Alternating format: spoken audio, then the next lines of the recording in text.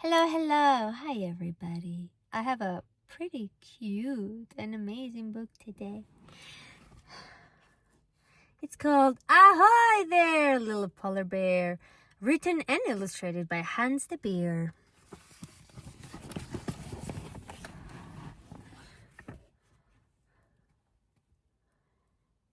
Lars, the little polar bear, lived with his mother and father near the North Pole, where everything was white for as far as the eye could see. Although he spent much of his time alone, he was happy. But one day, when Lars swam quite far from his den, something terrible happened.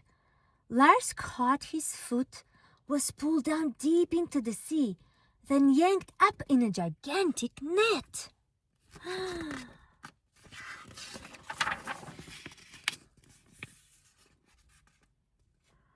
Lars was dropped to the ground with such a bang he fainted.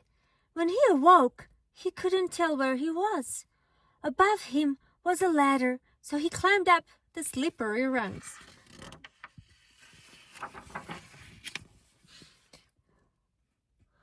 Lars roamed the long hallways. It seemed he was all alone until something rustled behind him. As he turned around, two large eyes stared at him. Lars ran for his life. Just when he thought he was safe again, he heard a voice. "Don't be afraid. It's only me, Nemo, the ship's cat. Welcome aboard." Lars looked up. Above him was a friendly-looking creature with orange fur. Lars could see that Nemo was an animal he could trust.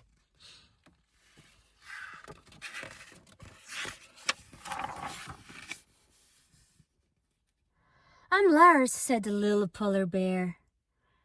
"I'm trying to get home as soon as I can. I'm afraid that isn't possible, at least not right away," Nemo said. "Your home is a long way from where we are now." "Where are we?" asked Lars. "We're on a ship on our way back to port. Once we're there, I'll take you to see some friends who may be able to help. But until then, there isn't anything we can do.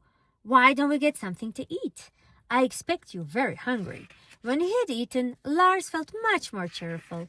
He curled up beside Nemo and fell fast asleep.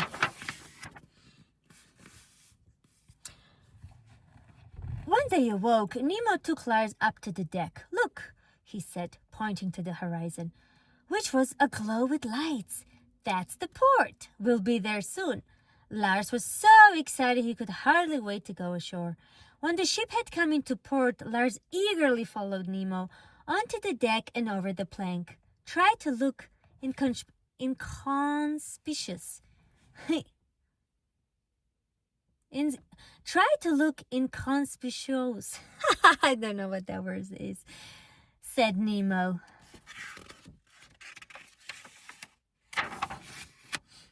What Lars found on the other side of the plank surprised and disappointed him.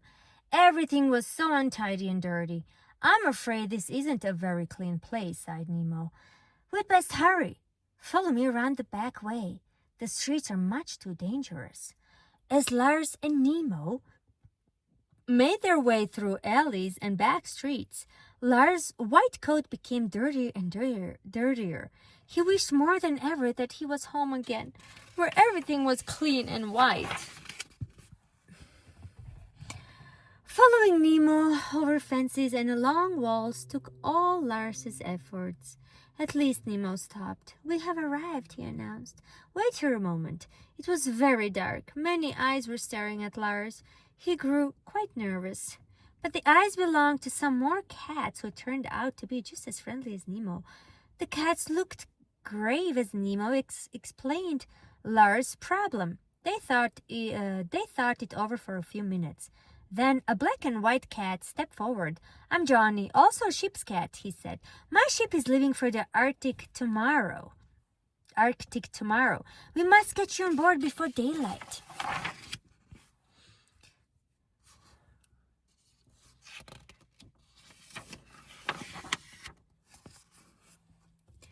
Lars, Johnny, and Nemo had to rush back through the alleys and backyards. Lars was so excited to be on his way home again, he forgot to watch where he was going and was almost hit by a truck.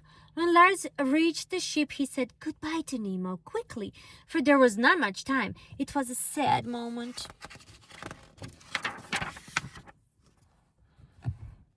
For Lars, the time on the ship passed quickly.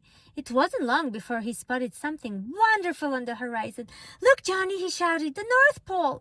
See how clean and white it is? I was once as clean and white as that." That night, when the ship anchored, Lars thanked Johnny and set off for the beautiful white shores of the North Pole. As Lars swam, the sea washed his fur clean. Once on shore, Lars ran for his den to greet his worried parents, who couldn't have been happier to see him. When Lars told his parents about his adventures, their mouths dropped open. "And this is what Nemo looks like," Lars explained as he tried his best to look like a cat. Although his parents were not sure they understood, they were so happy to have Lars home again. It didn't really matter. That night they all slept close together. After that day, Lars's father often found his son gazing out at the horizon. "What are you looking for?" he asked. "Ships," Lars said, "and cats too. Someday a cat might fall off a ship and come to visit us."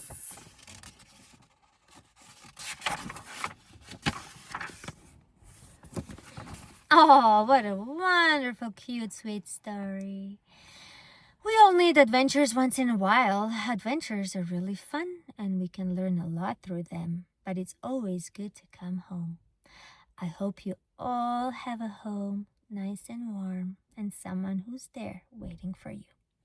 Thank you so much for being here.